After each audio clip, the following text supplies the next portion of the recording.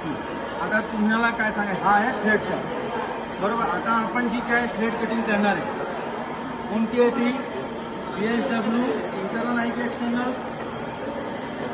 External BSW thread cutting काय आहे, external BSW thread cutting बरोबर आहे. त्याची आपण सेटअप तिथे लावलेला आहे, व्ही टूल लावलेला आहे, ती आपण सेंटर हाईटला लावलेलं आहे.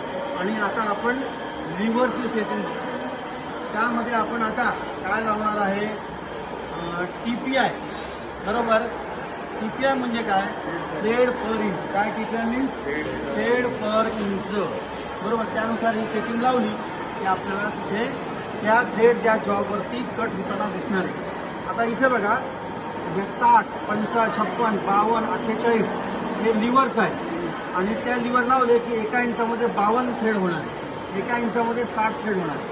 आपल्याला एवढं जी संख्या वाढली की ती थ्रेडची थिकनेस बारीक होते आणि ती फाईन थ्रेड होते.